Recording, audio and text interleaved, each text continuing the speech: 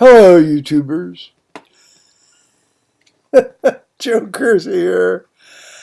On Wednesday, October 17th, 2018, at 16:35 in the afternoon, Eastern Daylight Time, U.S.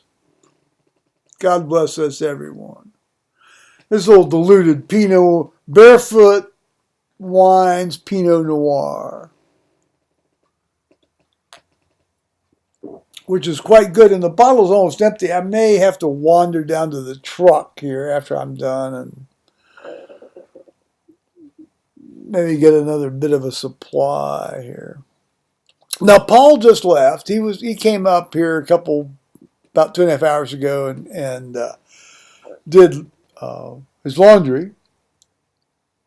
And so in the interim intervals, we sat and shot the breeze about his work and a little bit about my trip and so forth. Because I know he's not going to watch my videos. He didn't watch my videos. Yeah. I guess I bored his ass enough during the 36 years we lived together. You know?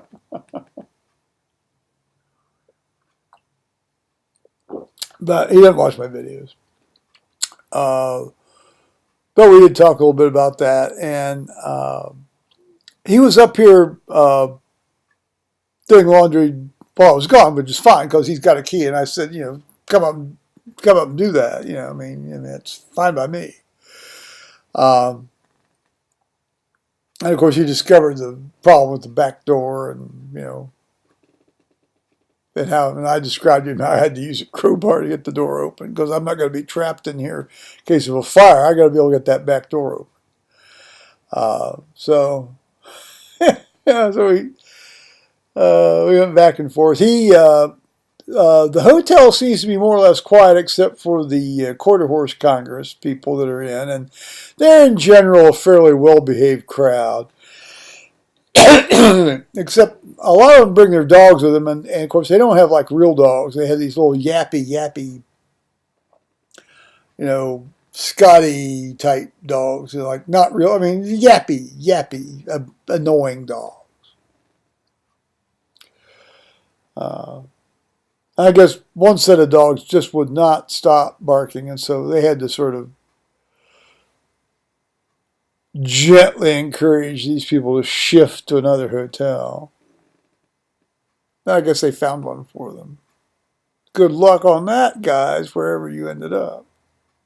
And for the people around you, those little crappy, yappy dogs. So I'd rather have a crappy, yappy dog than a cat any day of the week or month or year or ever I'm in. Cats, devious creatures. The Hillary Clinton of the animal world. The Kamala Harris, the Dianne Feinstein of the animal world.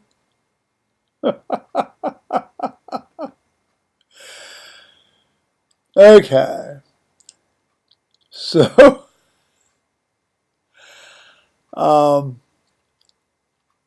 today, I got up early, as I tend to do, particularly if I'm awakened at 3 in the morning in intense pain, can barely move to go out to get pain medicine for my right hip and leg problem.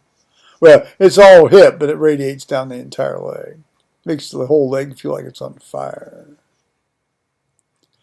Leg of fire, leg of flame. And so I got about 7, and the medicine had held a bit, so I was able to get up and get going, and I wanted to go get supplies, because I was out, almost out, and then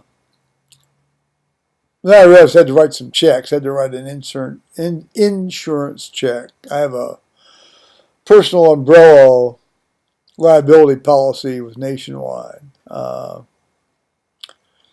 In case somebody comes over here and, does something different, dumbass, or sues me or whatever, and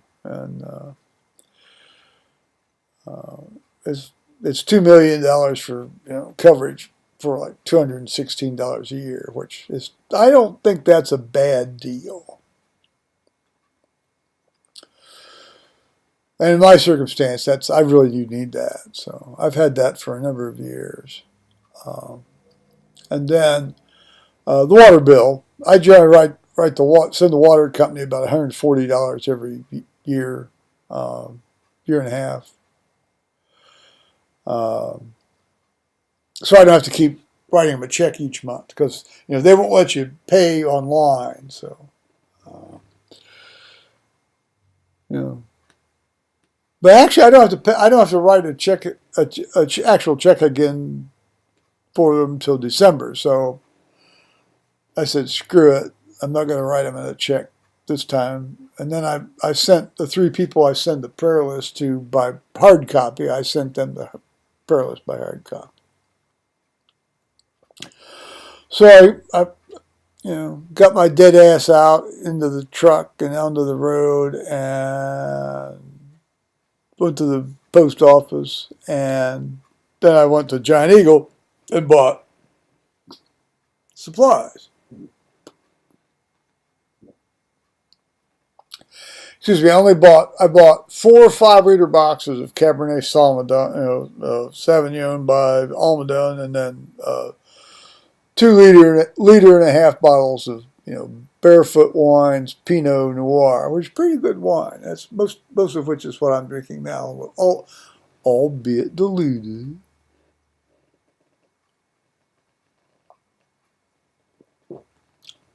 For those of you in the Ernest Schmidt Club trying to keep count, or my seatmates club, I guess, maybe from the trip trying to keep count.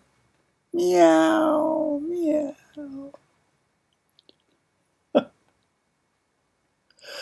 So I went in, and the Giant Eagle, and I found my stuff, and I went to get checked out, and the guy that usually works the sort of like the one aisle open at 8:30 in the morning, 8:15 in the morning, wasn't there, but it was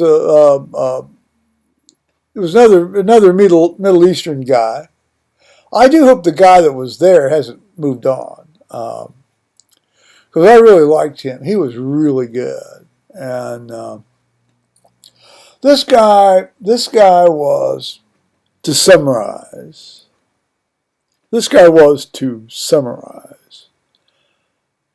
an asshole.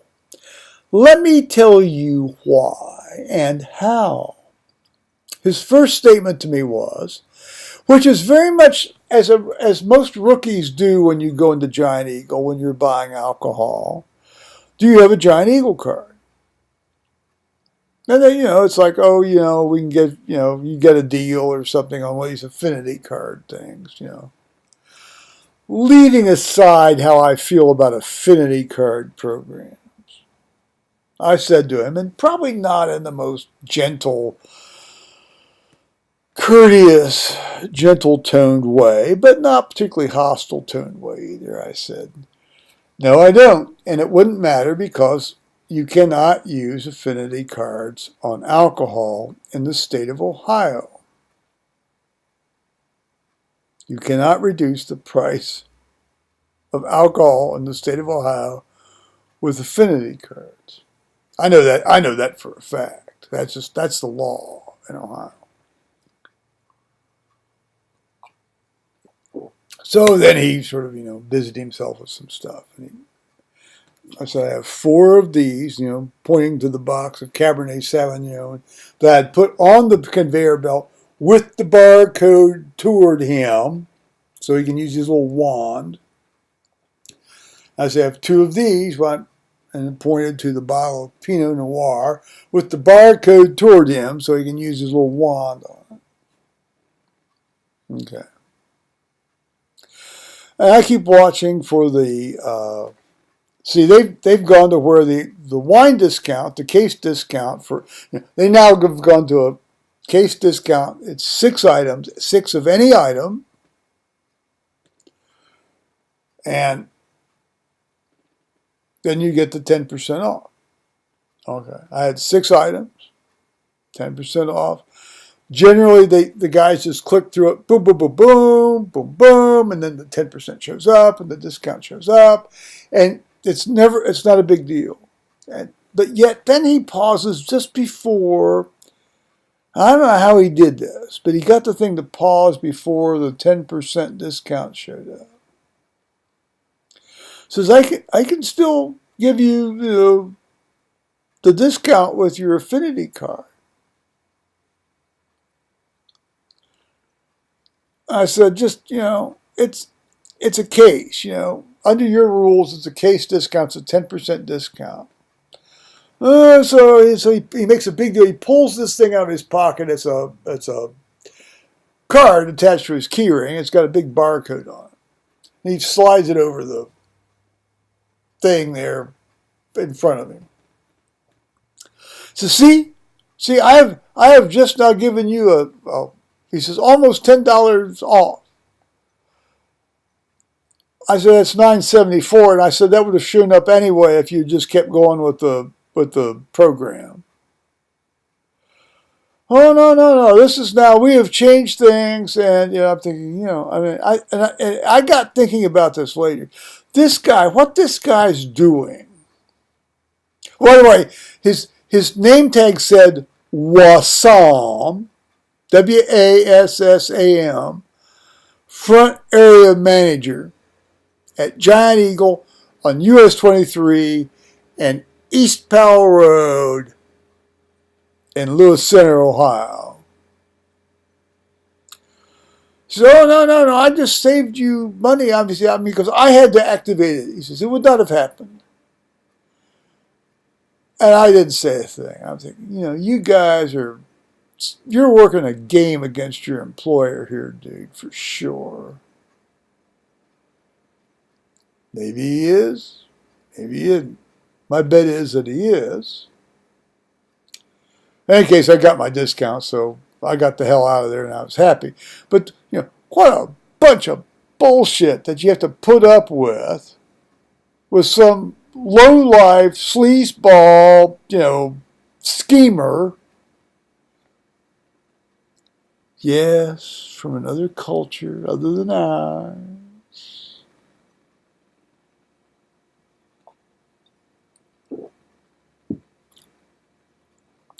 I mean, he's obviously lying. I mean, he just is lying. He lied to me, obviously, twice during this encounter. Yeah. Somewhere along the line, he's reset that machine so that he has to give the wine discount using his own thing, which actually is not.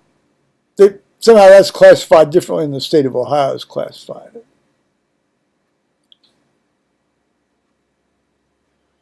What a dildo. Those kind of people really set me off. I do not like them. I don't like being around them. I don't like dealing with them. I almost wanted to go into but you don't want to piss me off because I do $200 worth of business a month at your store. You don't want to lose a $24 a year customer. But no, I kept my mouth shut.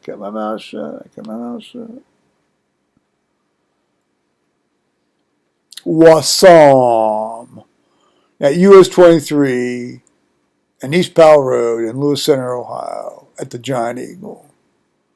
A lowlife and a dishonest son of a bitch. There you go, dudes.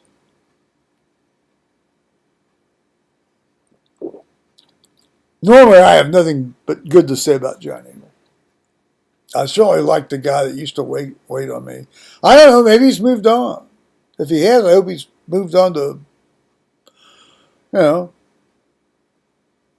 place where he's happier, I guess. He seemed happy when he was working there, but anyway.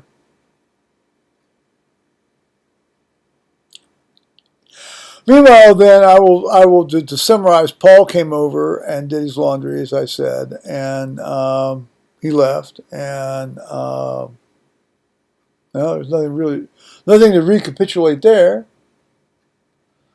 So I read on Sunday in church. Here we are again. Oh, I heard from the Reverend Highland and his wife this morning. They had some people. They had a couple of people on the prayer list that they said they don't need to be prayed for anymore. I guess I never understood quite how that worked. Um, but the one woman has colon cancer and she's doing better.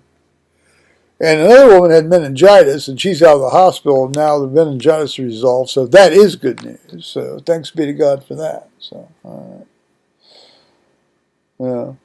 Yeah. And I finally sent them an email saying, I apologize for not being there at your farewell send off because, I was route marching through Auschwitz and the Black Madonna Monastery at the time and on the bus to Warsaw. So, but I was thinking of you. I was thinking of you.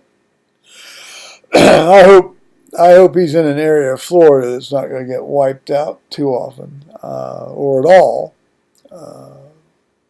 Because Lord knows they deserve it. I mean, he was given a real shitty assignment from our diocese, and Mary was always a very loving, supportive presence in our church community, and very sincere about it. I mean, she always came across very sincere and genuine, and I'm sure she was, as he was. I mean, being a rector's wife, a pastor's wife, is probably one of the harder jobs a woman can take on, a straight woman can take on in any case. And, yeah.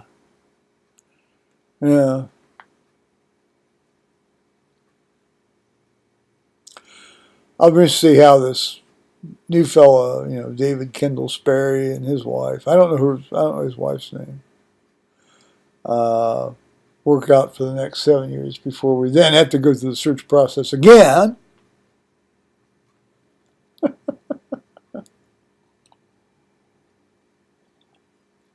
Later today, I may put another trip video together. We'll see.